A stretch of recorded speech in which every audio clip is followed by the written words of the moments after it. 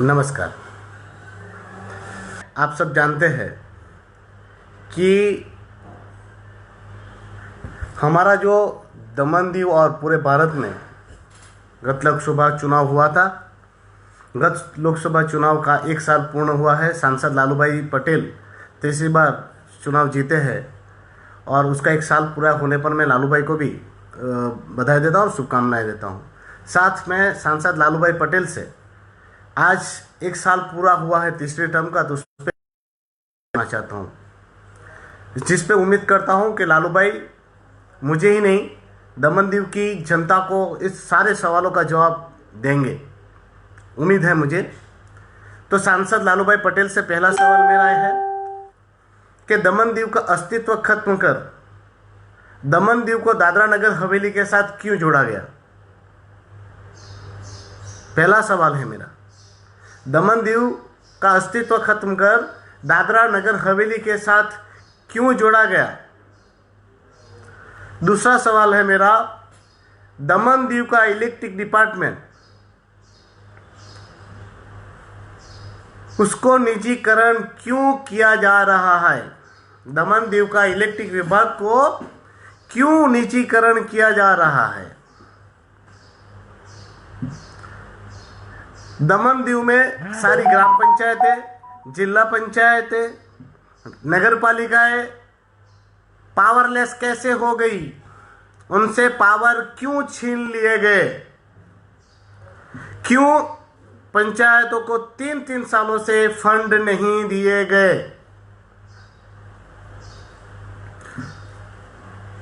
मेरा चौथा सवाल है सांसद जी से, दमन दीव वासियों को, युवाओं को डोमिसाइल के मार्क मिला करते थे। डोमिसाइल कंपलसरी था पहले, फिर उसको मार्क मिलते थे। डोमिसाइल के मार्क कैसे निकल गए?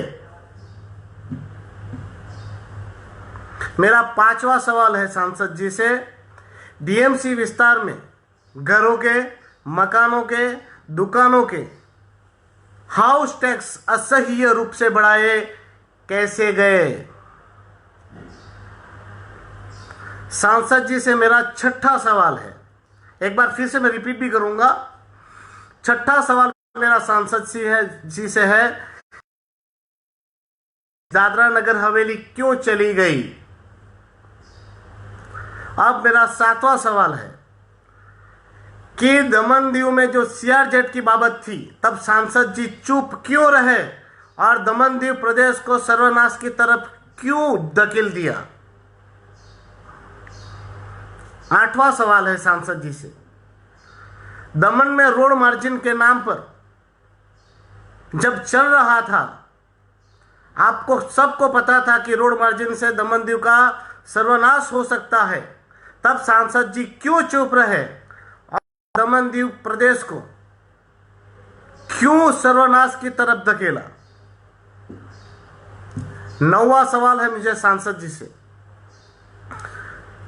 दमन दीव में लोगों के घर, मकान, दुकान वगैरह तोड़ दिए गए, वो क्यों तोड़े गए? 10वां सवाल है मेरा, दमन दीव में किसानों से, गरीब किसानों की जमीनें क्यों छीन ली गई? एक बार फिर से सांसद जी से मैं पूछना चाहता हूं, दमन दीव का अस्तित्व खत्म कर दादरा नगर हवेली के साथ दमन दीव को क्यों जोड़ा गया? दमन दीव के इलेक्ट्रिक विभाग को क्यों उसका निजीकरण किया जा रहा है? ग्राम पंचायत, जिला पंचायत और नगर पालिका को क्यों पावरलेस किया गया है? दमन दीव वासियों को जो डोमिसाइल के मार्क मिलते थे 10 साल रहने पर, वो डोमिसाइल के मार्क क्यों निकाले गए? डीएमसी विस्तारों में लोगों के घर, मकान, दुकानों के हाउस टैक्सेस क्यों बढ़ाए गए? इतना ज्यादा भाव बढ़ोतरी क्यों? दमन से मेडिकल कॉलेज सिलवासा क्यों चली गई? सीआरजेड और रोड मार्जिन पर आपने आवाज क्यों नहीं उठाई? आप हमें जवाब दें। गरीबों के घर, मकान, दुकान और गरीबों की जमीन छीन ली गई, सांसद जी आप उस पर क्यों नहीं बोले? ये मेरे 10 सवाल है हमारे सांसद जी से। 1 साल खत्म किया है आपने, और 1 साल में दमनदीव की जो स्थिति और परिस्थिति आपके कार्यकाल में हुई है, उसके लिए जिम्मेवार कौन है? सांसद जी, हम आपसे सवाल करते हैं, और इस जनता की ओर से मैं आपको सवाल करता हूं। मैं भी इस चुनाव में कंटेस्ट कर रहा था, और मुझे भी 20,000 लोगों ने वोट किया था। तो मेरा उन सभी भाई बहनों ने मुझे जवाब दी है कि मैं विपक्ष में रहकर आपसे हर एक बात का सवाल मांगूं जो जनता हित में हो। और मुझे उम्मीद है कि सांसद जी और उनकी पार्टी मुझे इस बाबत पर और जनता को इस मेरे सारे सवालों पर जवाब जरूर देगी, और जनता को जवाब देना होगा। ये लोकशाही है, और लोकशाही में आपको तीसरी बार चुनाव जीतकर पार्लियामेंट में भेजा है, और लोकहित के लिए, लोकहित की बातों के लिए, और लोक अहित होता है तब आपकी जवाबदेही है।